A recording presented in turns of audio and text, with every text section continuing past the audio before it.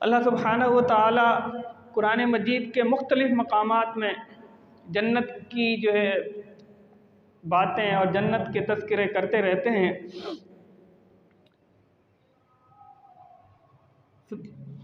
اللہ سبحانہ و تعالی فرماتے ہیں فَلَا تَعْلَمُ نَفْسٌ مَّا أُخْفِيَ لَهُم مِّن قُرَّةِ أَعْيُنٍ جَزَاءً بِمَا كَانُوا يَعْمَلُونَ۔ فَلَا تَعْلَمُ نَفْسٌ، کوئی بھی نفس نہیں جانتا، ما اخفی لہم، کہ کیا اس کے لیے چھپا رکھا ہے، یعنی اس کی جو آنکھیں ہیں ان آنکھوں کو ہم نے ابھی ایک ایسی چیز سے جو کہ انہوں نے نہیں دیکھی ہے وہ چیز ان کی آنکھوں سے اوجھل رکھی ہوئی ہے، اور وہ ہے کیا؟ جزاء بما کانوا یعملون، یہ وہ چیز ہے اللہ فرماتے ہیں کہ جو میں نے انسان کے نیک اعمال کے بدلے میں رکھا ہوا ہے۔ دیکھا نہیں ابھی انسان نے اس چیز کو، اپنی دنیاوی زندگی والی جو روشنی ہے آنکھوں کی، اس روشنی سے ابھی تک اس نے اس چیز کو نہیں دیکھا۔ حدیث پاک کے اندر آتا ہے، حدیث قدسی ہے، حضرت ابو ہریرہ رضی اللہ تعالی عنہ راوی ہیں، وہ فرماتے ہیں کہ اللہ سبحانہ و تعالی یہ فرماتے ہیں کہ میں نے ایک ایسا محل، ایک ایسی جگہ تیار کر رکھی ہے، لا عین رأت، کہ آج تک کسی بھی نفس نے، کسی بھی انسان نے اس چیز کو اپنی آنکھ سے دیکھا نہیں ہے، ولا اذن سمعت، اور نہ ہی کسی کان نے آج تک اس کو سنا ہے، اور وہ اتنی حسین اور اتنی بہترین ہے کہ دل اس کی طرف مائل ہونے کی کوشش کرتا ہے لیکن دیکھا آج تک کسی نے نہیں، اور اسی طرح فرمایا کہ سنا آج تک کسی نے نہیں۔ اور ہے کیا وہ چیز؟ اس کا ذکر اللہ نے قرآن مقدس کے اندر مختلف مقامات پر کیا۔ سورہ حجر کے اندر اللہ سبحانہ و تعالی فرماتے ہیں ان المتقین فی جنات وعیون، بے شک متقین، اللہ سے ڈرنے والے، اللہ سے خوف کھانے والے لوگ، اللہ سے ڈرنے والے اور اللہ سے خوف کھانے والے لوگ کیا ہے ان کے لیے؟ اللہ فرماتے ہیں ایسے بہترین باغات ہیں اور چشمے ہیں کہ اللہ خود فرما رہے ہیں ادخلوها بسلام آمنین۔ یہ جو متقین لوگ ہیں، جو اللہ سے ڈرنے والے ہیں، جو اپنے نفسانی خواہشات کو چھوڑ دیتے ہیں اللہ کی رضا کے لیے، حضور سرور کونین صلی اللہ علیہ وسلم کی رضا کے لیے، تو ان کے لیے انعام یہ ہے کہ وہ جنت میں ہوں گے اور جنت کے چشموں میں موجود ہوں گے، اور فرمایا کہ وہ داخل سلامتی کے ساتھ ہو جائیں گے، ادخلوها بسلام آمنین، اس جنت میں جب داخل ہوں گے تو سلامتی کے ساتھ اور امن کے ساتھ داخل ہوں گے۔ جنت ہے کیا چیز؟ قرآن مجید کے اندر اللہ نے ایک اور مقام پہ ذکر فرمایا کہ یہ جو جنت ہے وَسِيقَ الَّذِينَ اتَّقَوْا رَبَّهُمْ إِلَى الْجَنَّةِ زُمَرًا۔ وسیقہ، سیق کہتے ہیں دوڑانے کو، چلانے کو، وسیق الذین اتقوا، متقی لوگوں کو چلایا جائے گا، الی الجنہ، جنت کی طرف چلایا جائے گا، وسیق الذین اتقوا ربہم الی الجنۃ زمرا، فرمایا کہ ان کے جو رب ہیں وہ رب ان لوگوں کو جنہوں نے تقوی اختیار کیا ہوگا۔ دیکھیں قرآن مجید کے اندر اللہ نے جہاں پہ بھی جنت کا ذکر کیا وہاں اللہ نے متقی لفظ ذکر فرمایا ہے، تا قاف یا، یہ لفظ اللہ نے ذکر فرمایا ہے۔ تقوی اختیار کرنا کس کو کہا جاتا ہے؟ فرمایا کہ حضرت عمر رضی اللہ تعالی عنہ سے پوچھا گیا کہ تقوی ہے کیا چیز، متقی کہتے کسے ہیں؟ تو انہوں نے فرمایا کہ آپ ایک ایسے جنگل میں ہیں جہاں ہر طرف جھاڑیاں ہی جھاڑیاں ہیں، اب آپ نے اپنے آپ کو بچانا ہے، خاردار درخت ہیں، پھر ان پر کانٹے لگے ہوئے ہیں، آپ نے اس جنگل کو پار کرنا ہے، آپ کا سفر اور آپ کی منزل جو ہے اس کے پار ہے، تو اب آپ جب اس راستے سے گزریں گے تو کیسے گزریں گے؟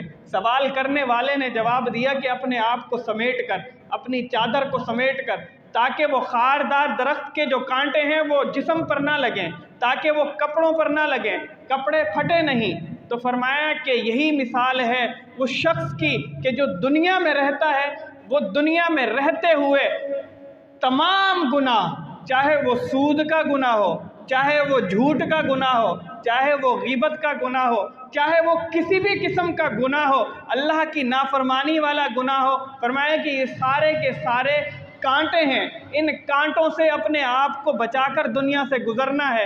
کل قیامت کے دن جب اللہ کے سامنے اس طرح سے پیش ہوں گے تو اللہ فرمائیں گے یہ متقی شخص ہے، یہ تقوی والا شخص ہے۔ یعنی ہر ایک انسان کو تقوی اختیار کرنا ہے تو اسے دنیا میں رہتے ہوئے اللہ کی نافرمانی والے اعمال نہیں کرنے، سارے اعمال وہ کرنے ہیں جن سے اللہ کی رضا حاصل ہوتی ہو۔ اللہ کی رضا کیسے حاصل ہوتی ہے؟ اللہ کی رضا حاصل کرنے کے لیے انسان کو بہت کوشش کرنی پڑتی ہے، لوگوں کے طعنے سننے پڑتے ہیں، اذیتیں برداشت کرنی پڑتی ہیں۔ صحابہ کرام کی طرف اگر آپ نظر دوڑائیں تو صحابہ کرام نے اپنی زندگی کو گزارتے ہوئے بہت سی تکلیفیں اور پریشانیاں اٹھائی ہیں، غلامی والی زندگی بھی گزاری اور اس میں تکلیفیں بھی برداشت کی۔ حضرت خبیب کو دیکھیں، حضرت بلال حبشی کو دیکھیں، حضرت سلمان فارسی کو دیکھیں، حضرت عمار بن یاسر کو دیکھیں، ان کے واقعات آپ سنیں اور پڑھیں تو آپ کو پتہ لگے گا کہ حضرات صحابہ کرام نے دین پر چلنے کے لیے، اللہ کی رضا حاصل کرنے کے لیے اپنے پیٹ پر پتھر باندھے ہیں، 3 دن تک فاقے برداشت کیے ہیں، جسم لو لہان ہو گیا، اس کے باوجود بھی الہ کلمت الحق کو چھوڑا نہیں ہے۔ اس چیز کو علماء فرماتے ہیں کہ یہ ہے تقوی، یہ ہے اللہ سے ڈرنا۔ نماز کا ٹائم ہو گیا، سارے کام چھوڑ دیے، سیدھا اللہ کے دربار میں حاضر ہو کر اللہ کے سامنے اپنی جبین کو جھکایا۔ ہر ایک وہ عمل جو رسول اللہ صلی اللہ علیہ وسلم نے سمجھایا اور بتایا اور کر کے دکھایا، صحابہ کرام نے اس پر عمل کرنے کی پوری کوشش کی اور 100 میں سے 100 نمبر لے کر انہوں نے اپنی کامیابی اس دنیا میں بھی دکھائی اور قیامت کے دن بھی انشاءاللہ وہ اعلیٰ اور عرفہ مقام پر ہیں۔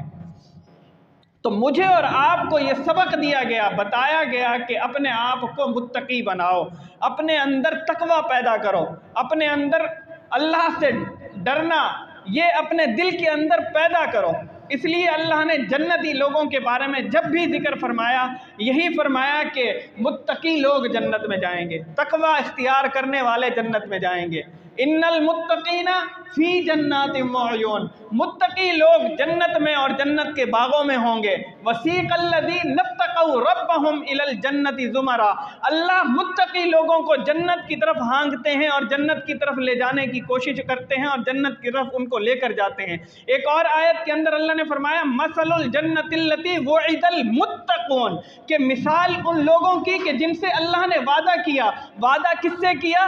ان سے کیا کہ جو اللہ سے ڈرنے والے تھے، جو اللہ کا خوف رکھتے تھے، ان سے وعدہ کیا کہ میں تمہیں جنت میں لے جاؤں گا۔ اور کیسی جنت میں لے جاؤں گا؟ ایسی جنت میں لے جاؤں گا کہ جس کے اندر فیہا انہار من ماء غیر آسن، کہ ایسی نہریں ہیں پانی کی جو کبھی خراب نہیں ہوتی، جن میں کبھی بدبو نہیں آتی۔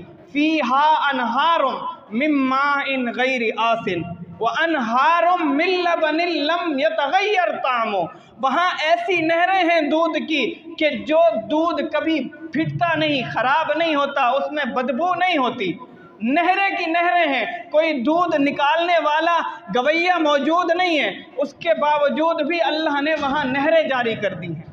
ایسی ہے جنت۔ اس جنت میں جانے والا کون ہے؟ فرمایا متقی شخص ہے جو تقوی اختیار کرتا ہے، جو اللہ سے ڈرتا ہے۔ فرمایا اور کیا ہے جنت کے اندر؟ اسی آیت کے آگے اللہ نے پھر فرمایا فیہا انہار من خمر لذۃ للشاربین، کہ وہاں اس جنت کے اندر شراب کی باقاعدہ نہریں ہیں۔ سورہ دہر کے اندر شراب کے متعلق اللہ نے 3 کیٹیگریاں بیان کی ہیں کہ 3 طرح کے لوگ ہوں گے جن کو اللہ شراب پلائے گا۔ سورۃ الدہر کے اندر اللہ فرماتے ہیں، سورہ دہر میں فرمایا